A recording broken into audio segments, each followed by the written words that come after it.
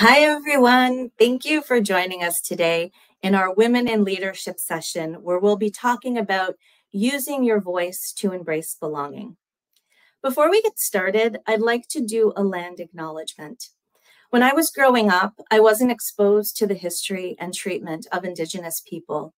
So I've recently been immersing myself with courses and joining groups to gain a deeper understanding. That being said, I'd like to begin by acknowledging the Indigenous peoples of all the lands that we are on today. As we are meeting today on a virtual platform, I would like to take a moment to acknowledge the importance of the lands which we each call home or have made our home. From all across the country, we acknowledge the ancestral and unceded territory of the Inuit, Métis, and First Nations people that call this land home. With that in mind, I invite everyone to join me in a moment of reflection to acknowledge the harms and mistakes of the past and to consider how each of us in our own way can move forward in the spirit of reconciliation and collaboration. Thank you. So today we are super excited to have you here again for another Women in Leadership session. Today, we'll be talking about using your voice to embrace belonging. This will be our last English session for the calendar year. And next week, we will be having our French session on September 20th. I'm excited to say that we have some cool, fun things planned in the coming months. So please stay connected with us via our CGI page. For today's session, there will be a 15-minute Q&A at the end, where you'll have the chance to have your questions answered by our guest speaker. We're also fortunate today to have a number of TA partners who are my colleagues who will be on the live chat with you. So if you have general questions or something pops in your head, feel free to ask it on the chat side, and they will do their best to try to answer you in real time. So let's get started. My name is Yvonne Hale, and I'm a Talent Acquisition Manager. Today, we're going to be joined by Kim Singh, Director of Consulting Services. Hi, Kim, and welcome. Kim, can you introduce yourself to our audience? You're going to do a much better introduction than I would. Thanks, Yvonne. Good morning, everyone, and thanks very much for joining. My name is Kim Singh, Director of Consulting Services at CGI in the National Capital Region. First of all, I am super excited to be here and to share with you the evolution of my journey from hitting rock bottom, being harassed, having opportunities taken away from me, talked down to, and then some, and how I have reinvented myself and is now using my voice to create a safe place of belonging wherever I go. As a woman of color, belonging is part of my DNA. It is woven into my garment, and I have a fundamental obligation that whenever I get a seat at a table, my mindset is programmed in such a way that I need to bring 10 others with me, because together we can help amplify the voices of the underrepresentatives. Thanks, Kim. Before I get started in the questions, I just wanted to let the audience know that I've had the pleasure of chatting with Kim both virtually. We met virtually, then we met in person, and we've had some really fun, very deep, and sometimes very, controversial maybe topics that we talk about. So we were excited to do this together. To give you sort of a hint, a snippet of some of the stuff that's important to us and to share some of those conversations that we had. So Kim, that being said, I'm going to start off with a big question, one that's going to take a lot of unpacking, but I know that you're going to be direct and honest. And so can you walk us through, your career journey?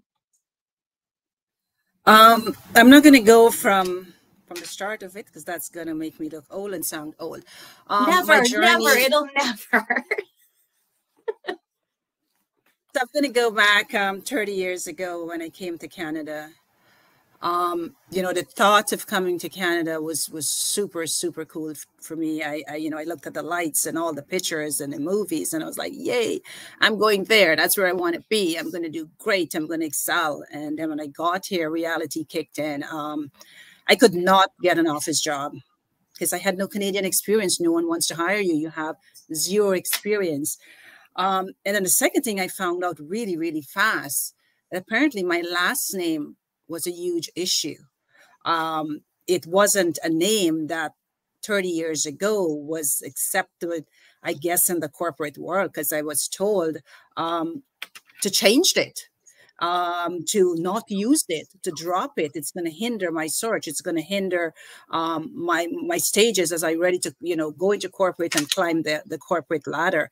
I quickly went from an executive to making candles during the day and loading trucks at night while being a new bride and trying to figure out if this is the place I want to be. Do I want to go back home or do I want to stay here? It was a huge culture shock. I mean, it was something that it took me months to really start embracing and acknowledging. There are days where my lunch would taste and smell like candles. And I vowed to myself, during those moments that this is not who I'm going to be. This is not what my sacrifice, coming from poverty to where I am today is gonna be. And I've said to myself every single day I open my lunch bowl that I'm going to become a leader. And again, I will be a leader. So I started to invest a lot into myself and reading, and in any papers I can find, I would look at brochures and stories and going to the library and all the things that I wanted to do just to get out of that smelly place that I had to boil my own candles and load it and wrap it and all the things that comes with that job. I took every entry level office job I could get, regardless of the time of the day or the night. I would do those roles because I so badly wanted to get Canadian experience. I so badly want to get out of that factory. It was a slow and painful process. Climbing the ladder, I find, of success 30 years ago was really, really tough. Discrimination was okay because I had my fair share of that. And I find at that time, biases were in your face and there's absolutely nothing you can do or say about it. Some of the icebreakers question I would get when I go for interview is, so which part of India are you from? Are all the food there spicy? I'm not from India. I'm from the Caribbean. So it's that assumption that comes with the way you look and you sound. I was asked to drop my accent. I was asked to change the way I look and walk and talk because you gotta fit in. I was exposed so many times to gaslighting that every step I took, I was doubtful. Am I doing the right thing? Am I saying the right words? Even though deep down, I know I was, but I had zero confidence. I didn't know what was right anymore. I code switched so many times to the point I did not recognize myself. I desperately wanted to belong or at least to fit in. I tried to look like others. I tried to hide my accent. More so when I overheard my manager at one point saying to another employee that even though we know Kim is qualified for this promotion, we're not going to give it to her. We're going to give it to you because she doesn't look like us. She's not one of us. The thing that so Kim, how do you respond to that? Like, I know you now. I know the Kim now, and I know the Kim now in this moment would not accept that. And so how in that moment, like I can't even picture you accepting that, right? Because I know this Kim. But how did you get past that? I think once you lose your identity, you lose your roots, you use your value, you become a hollow shell. And you start believing in the things that are wrong, and you keep telling yourself, maybe just maybe, if I start, looking like others, I'm going to be more acceptable, right? And again, gaslighting got the better of me. I did not feel empowered to speak up or report it. I was like, as a woman, more so as a woman of color, who is going to listen to me and who's going to support me? And you're right. Today, I would not. Right? I know. Can you just quickly, because I'm sure we have a lot of people on the audience who may not be familiar with the term code switching and gaslighting. Can you just give an example for our audience of what that means? So gaslighting is abusive tactics, right? When someone make you believe you're doing the wrong thing and you know that you're doing the right thing, because in a moment and in the circumstances, you believe that because you desperately wanted to fit into something that you know you need to fit into. So you go with the belief that you're not that good, you're not that great. So that's what gaslighting is about. Code switching is where you lost your identity, the recognizing of you as an individual, and you're trying to be something else or someone else. Thank you. I think that will just help the audience put some things in perspective a little bit. Great. Sorry, go ahead, Yvonne. What was your awakening moment?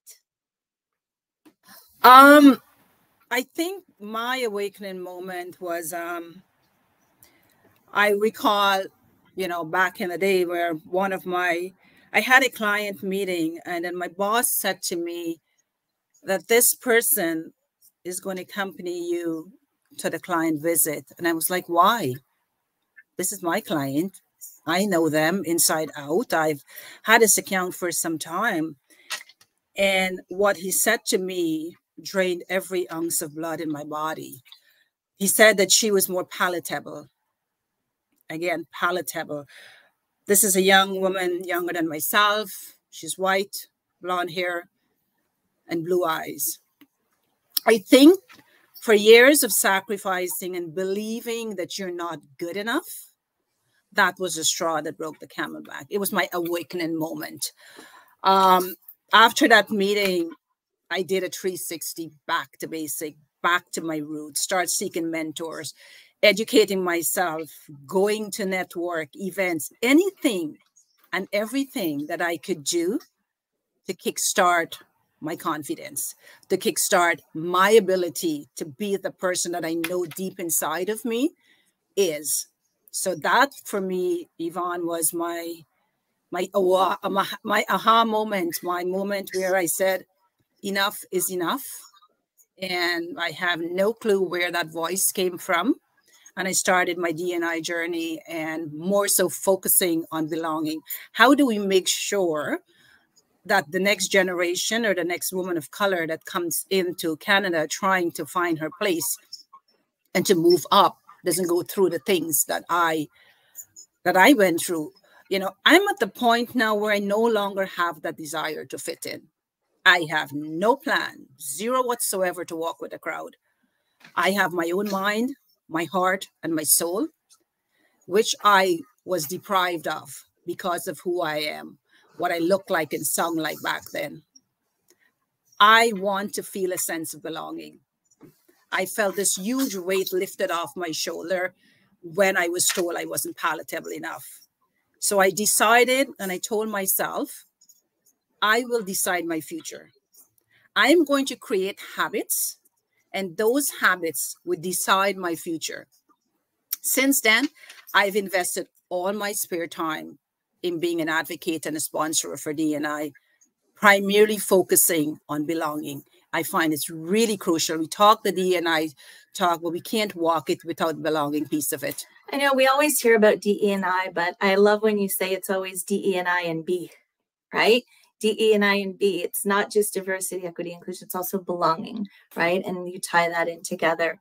But being a leader now, how much does representation mean in your journey to become a leader? I think it's everything, right?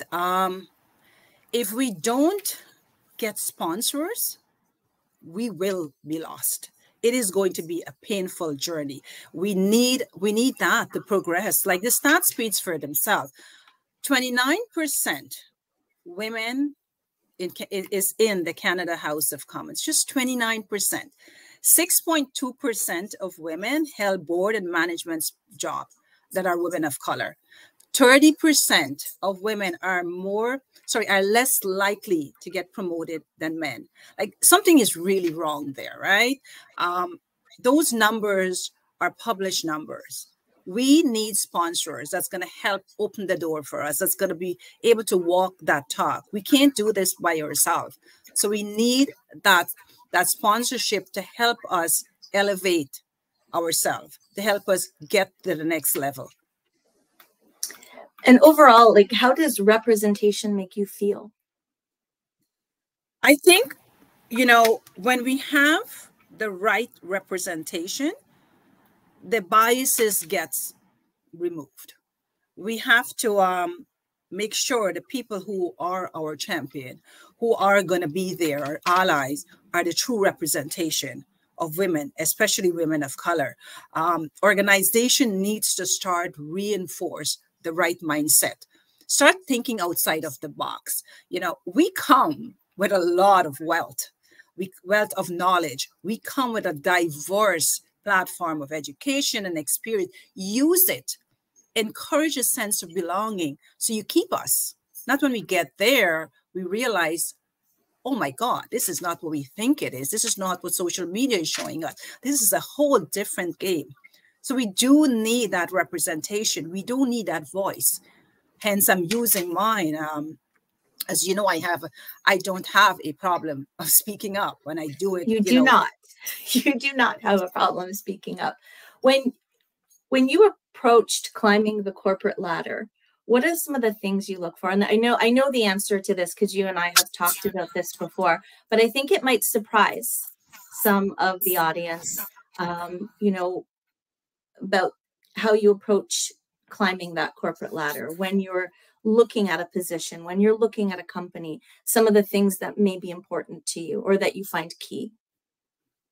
At first, when you start going through what you want to do and what you want to become when you grow up, you focus on the pay, right? We all have bills to pay. We all looked at the dollar sign. I did it. I used that. I was on that bandwagon. But once I started my journey, the pay is relevant. Don't get me wrong. But unless I know and hear and see that fit, I'm not interested. I want to make sure when I go to an organization, I not just only fit in, I belong. I'm part of the culture. I'm being asked to attend meetings. I'm asked to be able to contribute. So I do a lot of investigation behind the scene. I interview a lot of people. I make a lot of calls and trying to understand what is it that this company offers. For me, once I found my confidence, I start to appreciate me as a person, right? I do, as you know, Yvonne, challenge status quo. I speak up. I have uncomfortable conversation. I never noticed. Never noticed. And I ask the tough questions, right? I may not be the most likable person in the room, and that is okay. It is fine, but I need to make sure that there's a room there for me to either stay or leave.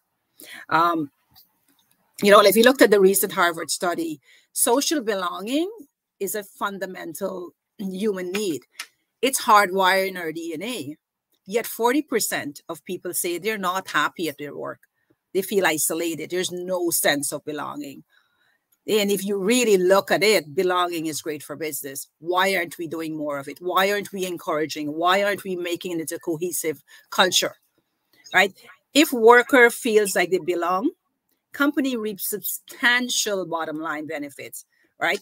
High belonging was linked to a whopping 56% increase in job performance. That's huge, right? If you belong, you're going to do better. 50% dropped in turnover risk and 75% reduction in sick days.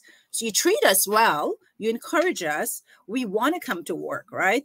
And those stats for a company with a 10,000 person, this will mean an annual increase of $52 million.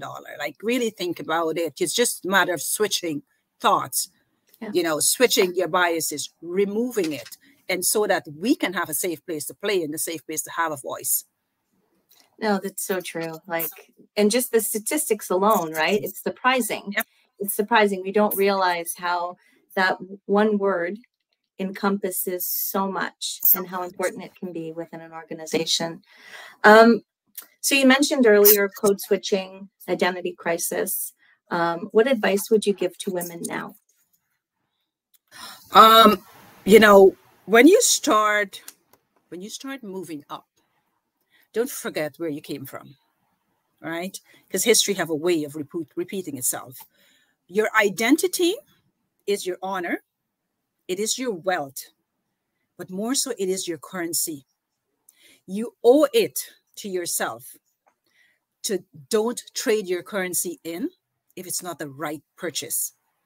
Do not sacrifice your honor. Do not sacrifice your wealth. Do not sacrifice your values. You have to believe in your authentic self. You're unique. There's only one of you. You try to be someone else, you're going to end up on a lost road. I did that. I had no clue who I was. I felt as if, one day I was, this person, the next day I was another person, and I got home and then wow, I'm an Indian girl, I have responsibilities home. So living that double life, it's no good. It's harmful to you. You get to a place where you're at rock bottom, and you pull your hair out and ask why, right? Why is that? That's right. Today, I invest all my spare time in charities. I sit on many boards. I coach and mentor a lot of young women that's coming into these organizations and looking for that light. I think currently I have about 18 people that I mentor and coach. That really resonates with me. As you know, I come from a mixed background. I have a West Indian father from Trinidad, and I have a Canadian mom of Irish descent. And so I have two names that I go by. I have Hale, which is my married last name. Nobody ever questions it, ever. My maiden name is Ali. And it's interesting. I keep most of my ideas under Ali. And so I've had like my driver's license and my passport are still under Ali. And I've had people actually question me, like, why don't you switch it to Hale? It'd be so much easier, right? It's because I am an Ali and I am a Hale, right? That's who I am. And so it kind of resonates with me when you talk about stuff like that, especially with name changes and this and that. I want to keep my little piece of Ali, right? It's who I am. And so, thank you for, sharing that, but also, letting me know that it's okay. Because I know there's hundreds of other people kind of in that same boat, right? No, you have to take some part of your roots and truly own it, right? You get to zone into it and own it. When I got divorced, I changed my name. I have my dad's name. It's a long Indian name. So I changed my LinkedIn with my dad's name. And I started getting inundated with messages to say someone hacked your computer and your name, someone is using your profile. So I had to go back to Singh. Right? Singh is my ex's name, but it's a name that I'm proud of. It's what got me started in Canada. It is my journey. So I said to my dad, your name is just formality. It's I have it on paper. I'm still going to carry it at some point. Me too. You have the paper, but I have the paper, right? It's just but it's you have to own your brand, and your brand firstly come from your name. Yeah. 100%. Be powerful. Yeah. So I want to switch a little bit. It ties into what we've been talking about, though. And again, we've had conversations about this before. Mentorship and how important mentorship is to you. And what did it feel like when you were, like you said, 30 years ago, and you had your aha moment, and when you started looking for mentors, what did it feel like looking for mentors who may not have looked like you, come from a background like you? Sometimes I think there might be that stop, right? You're looking for someone that resonates. And so how did you kind of combat that? So I think when I was going through that journey, I didn't really was looking for someone someone that I can relate to. I felt as if, and this is ignorance, right? You don't know what you don't know. I was like, no, I may not get what I'm looking for.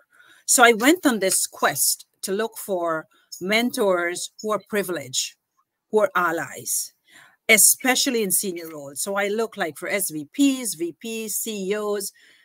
I currently have a Minister of Labor, not Labor, Minister of Children and Women. That's part of my mentor. I look for community leader. And there's this reason why I do that. I want to leverage their network. I want to leverage their landscape because I know they have a vested interest in wanting to make a difference by putting their hand up to be an ally. And I know their guidance is going to be authentic. It's going to be from their heart. That was my journey. But today, what I look for, not in a mentor, more so in someone to sponsor me, is somebody with related experience. Someone that can say, hey, Kim, I know what you're talking about. I was there. Here is where I am today. And here are the things that you would need to do to amp that up just a little to get to where you need. So it's a mixed flavor or looking, people that can relate to me and the ones that have lived that privileged life and want to be an ally, want to support, want to make changes. I think that's a great way of looking at it. So if we do have people in the audience or people listening, who's relatable, right? And to kind of keep that mindset. And I think that might help, people down the road when they're thinking, because sometimes it's like you feel like you're on your own and I feel like you need to find a mentor, but how do I even go about doing it? And there's that stop in our head. And again, for you to have that sort of confidence, right? Even though you may not have always felt that, to have that confidence to go up to that, senior VP and leader and say, I want you to be my mentor. I think that's, absolutely fantastic. Sorry, Yvonne. Go ahead. No, so how do you, go ahead, sorry. I was going to dovetail into that to say, I went to a speed mentorship at an organization and we're all sitting there and there was all these leaders that's quickly doing this. And I was like, okay, I'm not going into that rat race. I'm going to choose who my mentor is going to be. And at the side of the room, there was a general manager of the company. And I said to my manager, I want him to mentor me. And she laughed. She goes, there's no way he's going to do that. That's not his thing. I said, so then why is he here? And she goes, oh, he just want to observe. I said to her, watch me. I walked straight up to him and I said, I would like you to be my mentor. And he goes, why? I said, look at you. Who wouldn't want to be you? So he said, see you in my office at 8 the next morning. Nice. So I went there at 8 a.m. I sat there and I told him why I want him to be my mentor. I'm looking for someone to stretch me. You started somewhere from the bottom. Now look at you today, right? Whatever that journey is, I want you to help me find that journey, help pave that for me. And he was my mentor for 2.5 years. Wow. That's awesome story. Awesome. So when you're with people now and people approach you, how do you pass your knowledge and experience to others who are just starting that journey? I know we've touched on some of it already, but I think the key. Sorry, go ahead, Yvonne. I think my phone is just a bit lagged. No, there you go. Did you hear my last question? Yeah, I just I heard it. Thank you. I think the key message is to look for organization with a great culture.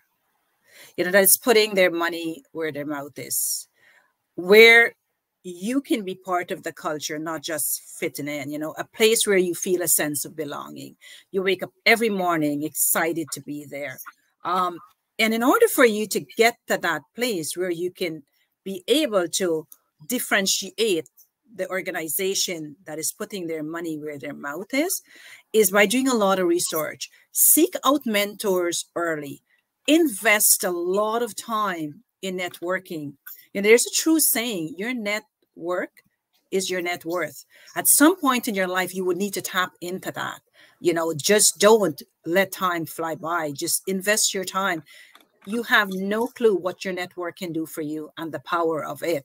At one point when I was going through trying to find myself in LinkedIn, I had about 250 people as part of my network. Today I have about 14,000, right? It took me a lot of time and effort to send out requests, to acknowledge it, to book coffee meetings, in person. During COVID, I did a lot of virtual coffee, just meeting people. It's good to do that, experience your journey and be happy with it. I was going to say, you and I met over LinkedIn over COVID, so that's interesting. What's the key? So we talked about mentorship, and what role did mentorship play in your career progression? Was it, because I know you've done a lot of different things, but mentorship specifically, how has that really helped you get where you are? It really helped me a lot. When you hit rock bottom and you have no clue what your identity is, you're a lost soul. And when you start getting up and you start smelling the air in the morning and you start looking forward to what's gonna happen that day, and then you hit your bed at the end of the night and you said, I've done enough that I'm proud of.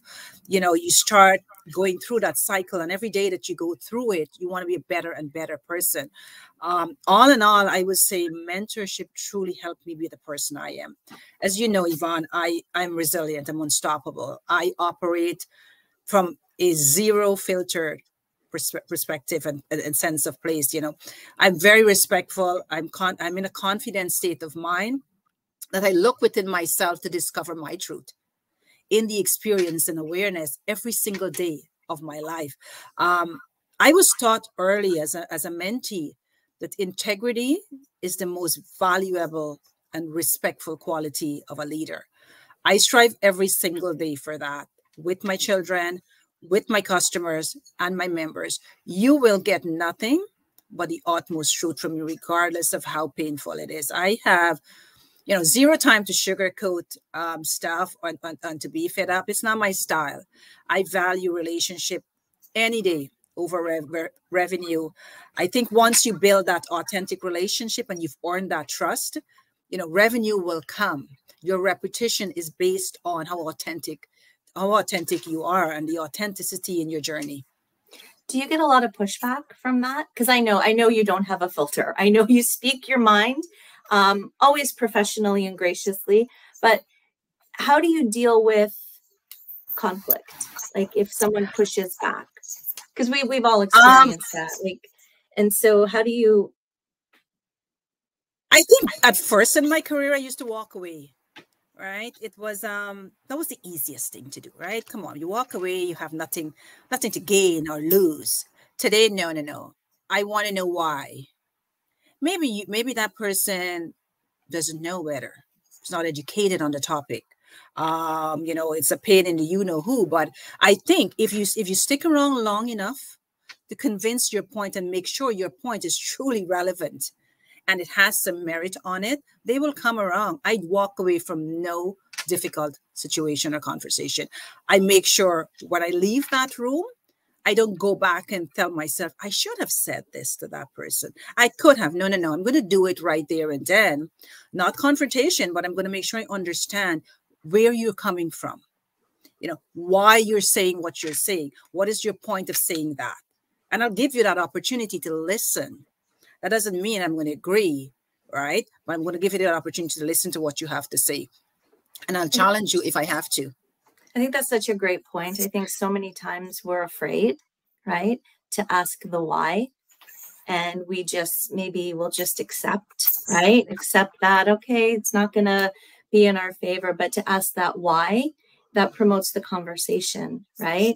And the dialogue. And I think that's very powerful, right? To not be afraid to ask why and to have that confidence to ask the why in that. So I wish I could take notes while we were talking, Kim, because I'm like, I have all these, I want to remember all of this stuff that you're sharing with us. What unique challenges do women of color face in advancing their careers within the corporate world? I would say as a society, we have come a long way. Big kudos to us, right? We're doing well. All right, we're getting there. However, we do have a long way to go. And in order for us to get there, again, we need sponsors. We need people that believe in us. Listen, our thoughts are our vocabulary of the brain. We have to operate from a place of authenticity and respectful confidence. And that ties back to the previous question, right? You need to be respectful if you're going to have a confrontation.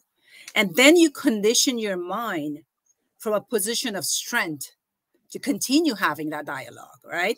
Before I enter any room, I tell myself 4 things, right? And this is what I live by. These are my 4 principles. I've earned that seat in the room. 2, I belong there. 3, there is no one in that room that is better than me because we all have a common destiny. One of us is getting there sooner than the other, and that destiny is called death. And 4, for anyone in that room to truly disrupt my Zen, they need my permission to do so, right? We got to remember 80% of success is by just showing up. The other 20%, it's on you. So your job, if you apply all of those 4 principles, you have to make that 20% count, right? You're showing up, then make it count now. I love it. And I'll remember to never interrupt your Zen while you're coming to the room. I love it. How can women of color navigate and overcome the double bind of sexism, racism that's often encountered within our corporate environments? It's so simple. We got to speak up. We have to speak up. If we see wrongdoing, we have to speak up. If we're in a room and someone is trying to get their point across, please give her the room, give her the space to do that, right? We have to be able to speak up when we see wrongdoing. You don't want it to be end up being a harassment or a stalkable episode. We have to learn. And as women, we're not good at this. We have to learn and join that chain of sisterhood where we celebrate wins together and we uplift setbacks. We tend to not doing that well. And we have to get to a place of truly sisterhood to say, listen, you didn't do well here, when that's okay, right? Here's how we're going to do it better. It's not a you and I situation. We're in this together. So we got to figure out, how do we uplift and how do we celebrate, right? Once we know that, we will be able to navigate anything that's thrown at us and give us that room. Can you give an example? I might be sort of asking you this with, unprepared, but what are some examples of that? Like, how do we do that? Like, I think, for example, I was at an event once, and there is this woman that walked in well-positioned, look well, present herself, and I can hear people at the other table, not saying positive things about her. And I remember I had no clue who those people were, and I got up and I went over and I leaned over to the table and said, this is pure BS. We're fighting for women empowerment. We're fighting for a place. And here's a gorgeous woman walk into the room. What you guys are doing, just making comments, right? Find it within you to challenge people when they do things like that, because we would not be able to move on and move up if we have people like that in the room who's dragging you down. Another corporate example is, I was at a meeting once, and this young woman new to the organization was sitting at the back of the room. And I went to her and I said, no, that's not where you belong. You belong here next to me. She goes, no, I'm new. No, you need to come and sit with me because we're going to do this together, right? And I gave her the opportunity to introduce herself. I include her in some of the questions. I asked for her opinion. These are the things we have to do. We have to pull on each other's strengths. Love that. I love that.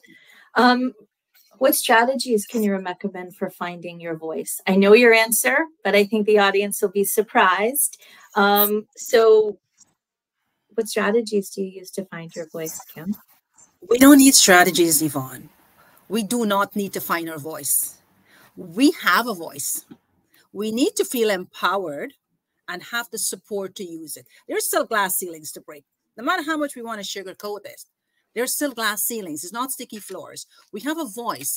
Please encourage us to use it. and to use it authentically and use it with confidence, knowing that it is going to be heard and things are going to get done based on how we feel. So we have that voice, right? We don't need to find it. I'm just going to interrupt quickly. So we're at the 20-minute mark left for the session. There is a 15-minute Q&A at the end. So if people in our audience want to start asking questions, our team will compile those questions and start sending them to us at the 15-minute mark. So I just wanted to get that out there. So Kim, sort of tying into the previous question, how can companies ensure that their diversity and inclusion efforts are meaningful, impactful, and not just tokenistic gestures?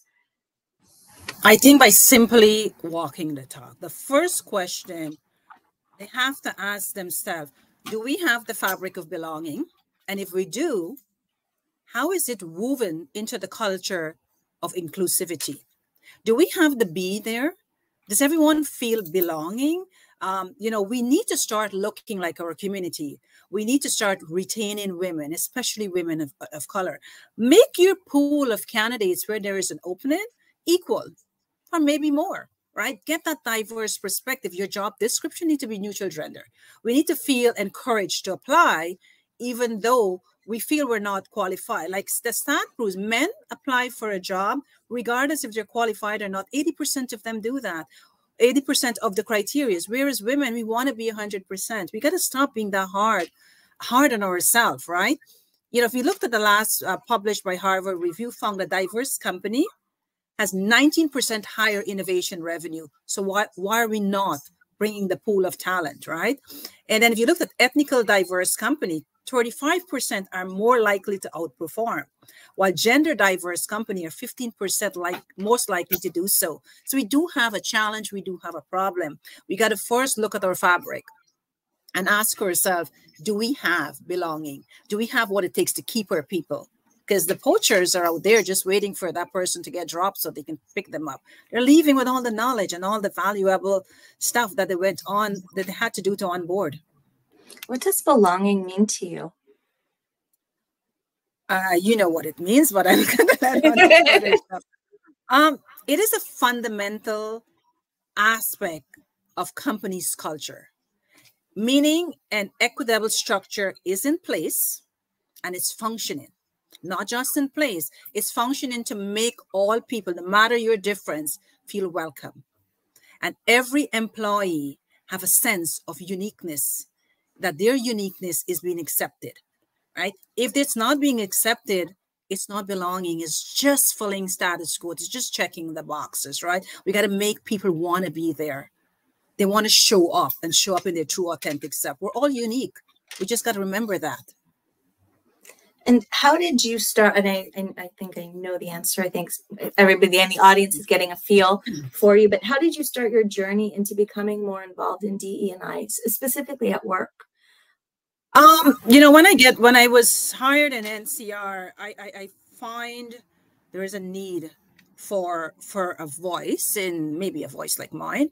And I started working with Mark Campbell, who is no longer with the organization, and I was given the opportunity that I needed, a true sponsor. I was sponsored into creating and make changes and have a voice and go to leadership and make that change. Even though one of the most difficult jobs at CGI is a DCS role, as most of us, no one is living that. I took on leading D&I and mental health as part of my side job. I'm doing that at the side of my desk, but it is something that is needed, and not only at CGI, it's needed, wherever our voice can be heard. I speak at a lot of charities. I go to a lot of events. Like I said earlier, I do a lot of mentoring and coaching, but you need that voice that's not going to break away to be able to help pave the way for others. I do not want anyone to live the experience that I've had in Canada 30 years ago, but would I change any of that? No. It's what makes me the person I am today. That's fantastic. I want to switch it up a little bit. How do you teach a young girl, a young woman, to get that confidence? I think, one of the things that I do with young women that are now trying to find who they are is to, when you wake up in the morning, it all starts with I am. It is the most powerful two word in the universe. You need to look at yourself every day in the mirror and say, I am the best version of me today. I am unique because there is only one of me. I'm smart. I'm unstoppable.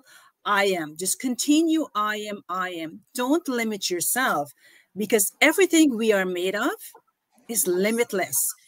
Choose organization that is going to embrace your uniqueness and celebrate that uniqueness, right? Do not compromise it. Focus on I am. Keep telling yourself I am until you believe in it. Once you believe in it, you become unstoppable. So we're past the 15-minute mark. So we have some questions coming in, but I am going to go back to some of our chat at the end because there's still a few things that I'd like to touch on with you, Kim. So a couple of the questions that have come in is, do we look for mentors in the same career paths we choose to pursue? It's a double-edged sword, right? You can and you can't, right? It depends on the person that you're seeking. It's a good thing in the sense that that person has lived that journey, right? And that person know the ins and out. And it's a bad thing also because you're not getting the outside perspective. I'm an outside the box thinker. So I like the outside perspective, but I do value the inside mentor. So I always pair my mentors, right? I always have one inside or a couple inside, and I have a lot outside. So it's a matter of pairing that mentorship and what value you're looking to get out of it.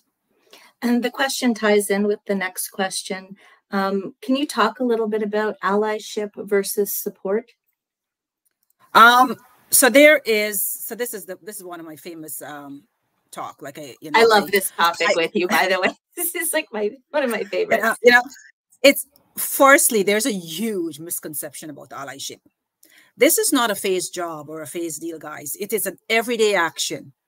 Even after the lights are turned off and the audience have left the building, we got to make sure we truly understand what an allyship is about.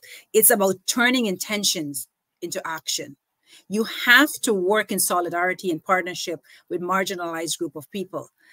There is this true saying that I came across and I practice this and I make sure it's engraved in everyone who wants to be an ally. You can't address the problem unless you understand the magnitude of it. When you become an ally, you take on the struggle. And again, I'm going to emphasize on that. You take on the struggle as your own and help amplify the voice of oppressed people before your own. You got to make sure this is an everyday journey. It doesn't stop. It continues in society, in the grocery store, the movie, everywhere you go, you are our supporter. We can count on you. I think, you and I have talked about this before. It's not just showing up. It's showing up every day, and it's showing up when there's nobody in front of you, and it's showing up when you're driving to work, and it's showing up all the time. And I think that's important delineator, right, between, being an ally and then showing support. Here's another question that's come in. How do you respond to the favoritism being played in your team when you know you are doing good enough? You have to address it. I don't know if I'd ask this question for you, but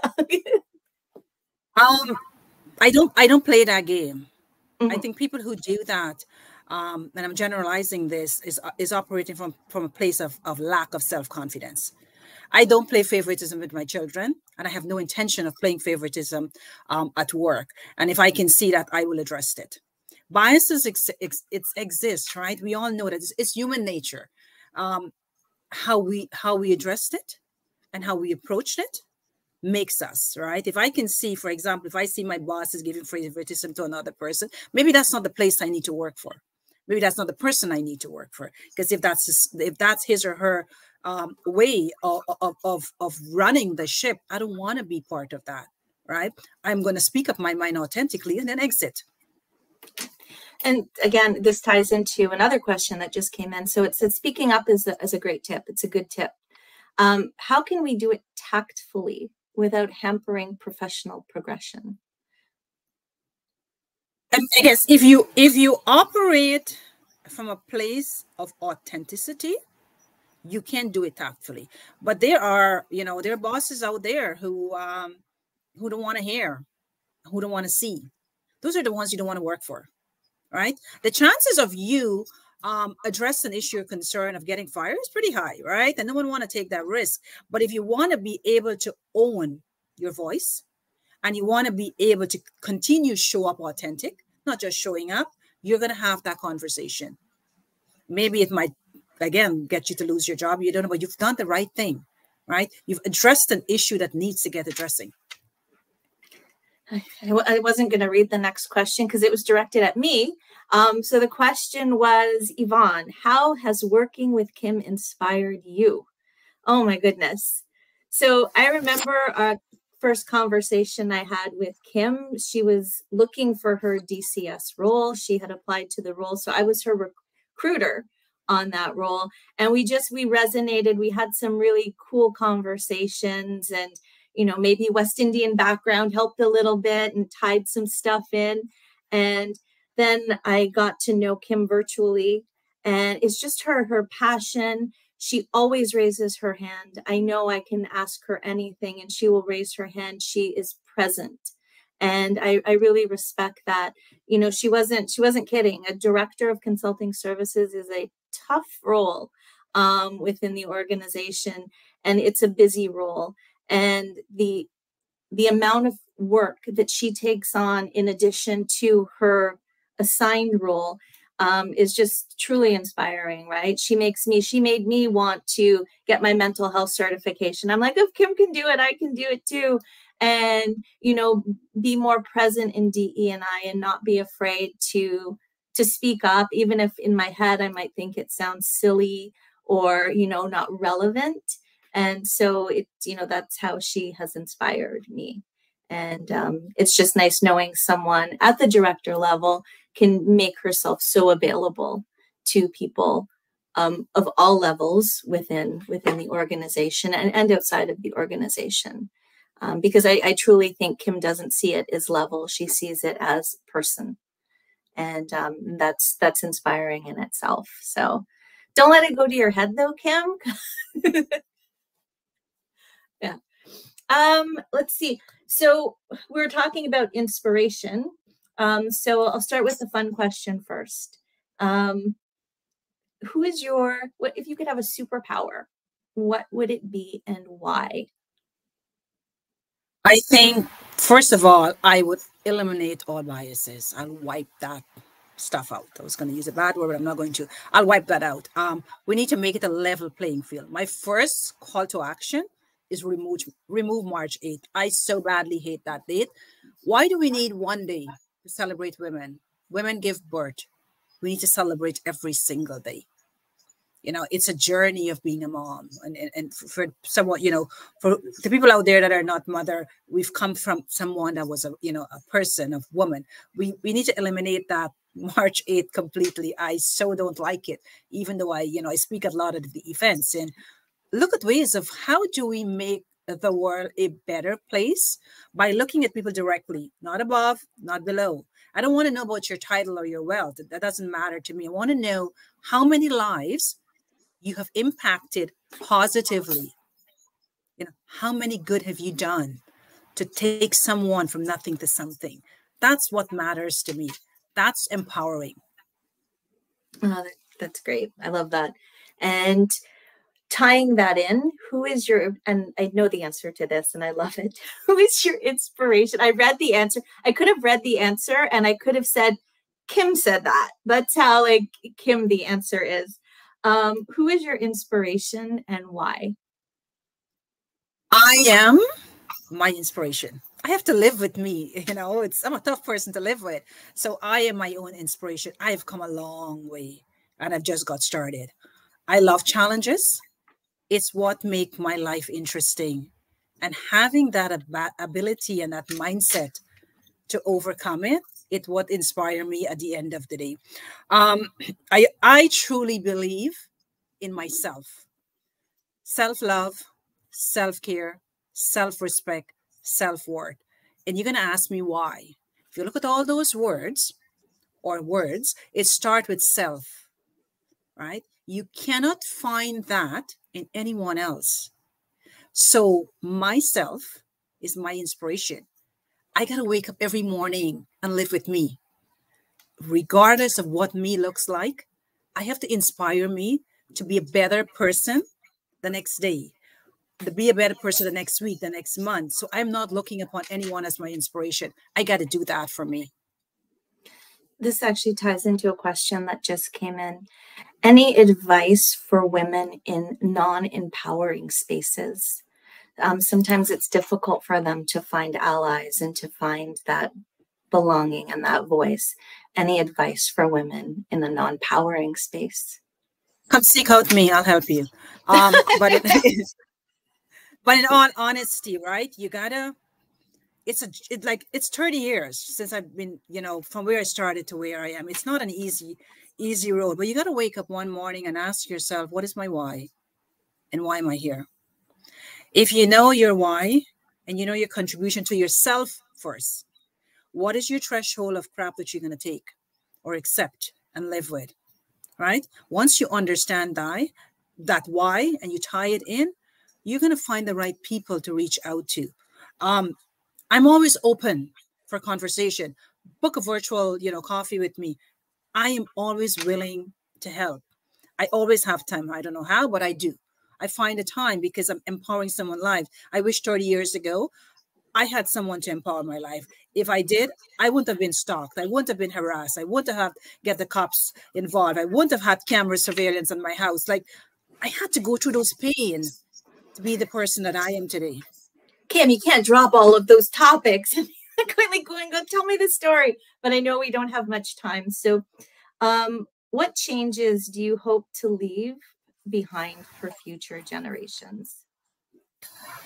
I believe that our future self are much less important than our present self. The short time we're alive matter a lot more than the long time we're dead. What we do daily in real time far outweigh what we have to leave behind. Our action today truly lives in the lives of others. We need to be more generous, more kind, more respectful, and if possible, enable the life of happiness within others, through mentoring, through coaching, using your voice, be representative where the underrepresented don't have a voice. This offers a great opportunity to achieve the kind of immortality that we're looking to live on. We're not going to wait towards, the end of the rope to say, I wish if I could have done that, or I could have do things differently. Start making little changes now. It will outweigh before you hit that road. I'm just reading the comments. I was distracted and I was quite proud of the comments I'm seeing. It said in the thread, Yvonne and Kim energy is uplifting. It's lifting other. Yvonne and Kim is energy of lifting other women, motivating, inspiring, reaching out, speaking up in decision-making spaces, creating empowering spaces, passion to serve. I love this talk.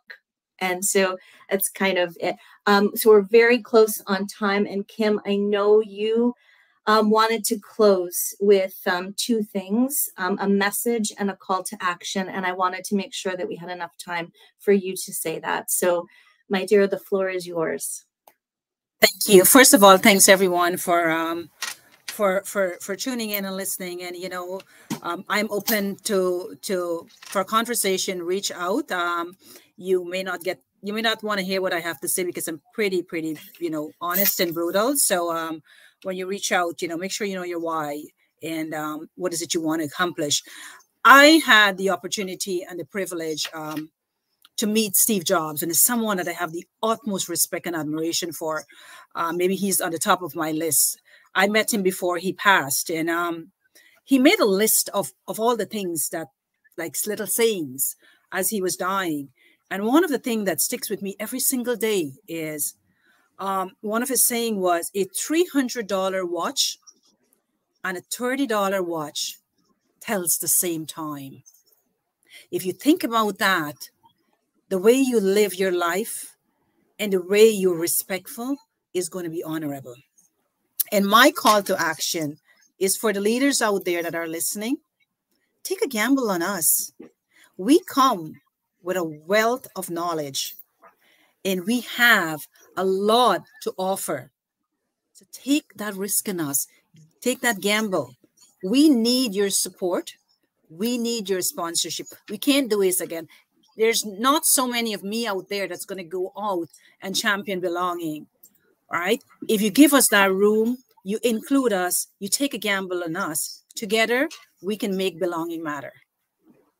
Thanks, Kim. I think that's such a powerful and important message. I do know that there will be a survey at the end of this presentation. So I do encourage you to do the survey at the end. Kim, I can't thank you enough for taking part. I knew if I asked you and you would raise your hand and you would be there. And I really appreciate that. You're welcome.